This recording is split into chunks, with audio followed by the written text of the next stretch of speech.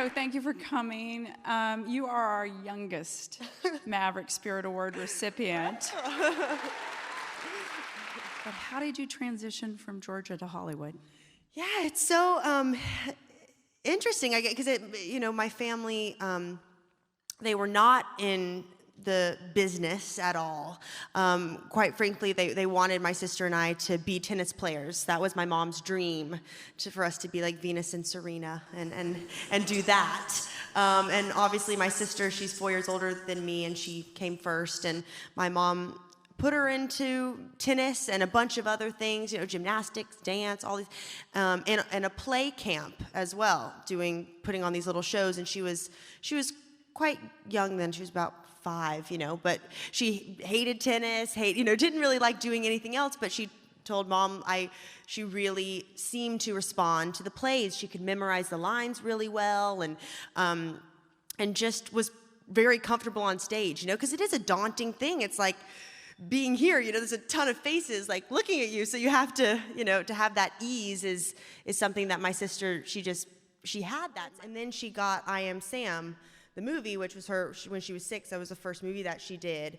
And so basically it was like, my mom, my sister, like, I don't think we're coming back to Georgia anymore. Like, I think like there's all this work, and then especially with the film, which takes months to shoot, she's like, I think that, she called my dad and was like, you guys need to come, bring Elle, like, we're gonna be living in LA for a bit.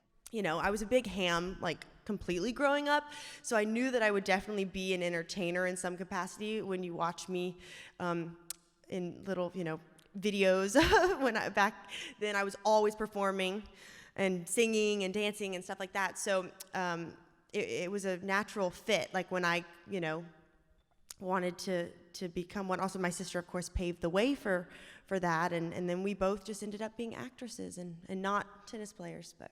Yeah. So having that a sister in the same business that you're in, has that brought on challenges? I find it really comforting. We keep our work kind of separate. Like, we're funny with, like, I think we've never done a film together. I've played her at a younger age in films, but we've never had a scene together, which also is like, that's on our wish list of things we're constantly looking for.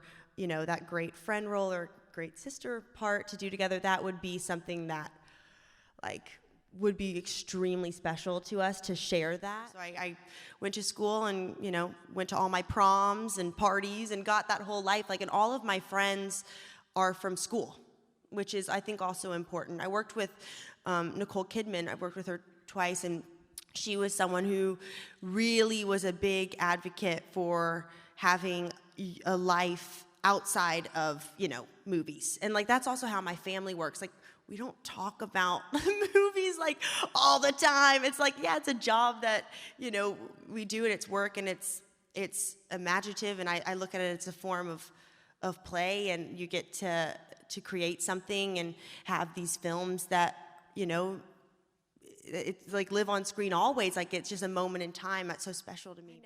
I've been so lucky from, very young to have just so happened to be chosen by amazing directors, even if it's like small scenes. Alejandro Iñárritu, I was in Babel when I was really little, and that experience was so, it really, I remember that, like, viscerally. I was young, but we were in Tijuana in the, like, scorching desert, and just like the feeling of that, and also like the authenticity of him. He wants everything to be very real, so it's like we are there and we are so hot. Like, I was so little, and I remember I was just like, I was so hot, but I was like, and he was capturing it, everything on film, and the way that he works, it's very like go, go, go. And I don't know if there's, a necessary difference between men and women directors. I have worked with a lot of women directors, and I will continue to do so. But I was asking, I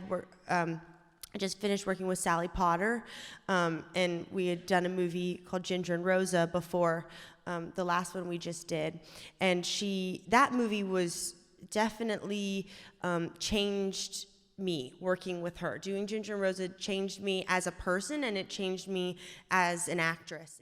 After I did Maleficent, with playing a Disney princess. I got more of I got more of another fan base that I hadn't really, because a lot of the films that I had done, even, you know, earlier on, even though I was young in them, like Somewhere or Babel or what, you know, young girls and boys, you know, young kids weren't able to see those films because they were just too adult. I wasn't able to see those films when I did them, so I think doing Maleficent, it opened up a new kind of fan base, and I realized, oh, like these, you know, young kids are coming up to me and looking like really think that I'm Sleeping Beauty.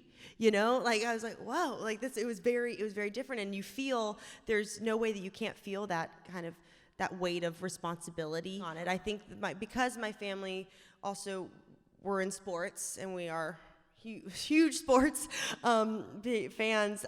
There's a certain work ethic to that I approach my work in a very sportsman-like way. Like I'm very like get like hyped up for the game and like going at like in scenes, like hard scenes. I am that way, and I think that my family has really instilled the work ethic in me. So I think it's like you can dream all you want, and that's beautiful, and you know, and always stretch your imagination, and I've always done that. But do know there, you know, you have to, which I think we all know, but you have to definitely work for it. It's not going to be handed to you, and there's going to be a lot of rejection and a lot of people saying no, and somehow you have to, if you know, just fight through it. I'm going to end with the question of, what are you most proud of? Ooh, that's a hard one. I think I've stayed true to myself through everything. I've never, I never have wavered, and also this is an industry where everyone always is trying to change you all the time. I mean, I'm here like in this, you know, dress that I don't think other 20-year-olds probably would wear. You know, I'm just like, you know, in like the fashion sense, like I do love fashion and dressing up in the red carpet, and I would like be made fun of in school as, you know, like Free Dress Fridays, we had days, and I'd be wearing just like outrageous outfits and like definitely be made fun of. But then it's nice because I had the world of fashion where I was kind of more accepted in that world than in the, you know, the high stakes of junior high, you know.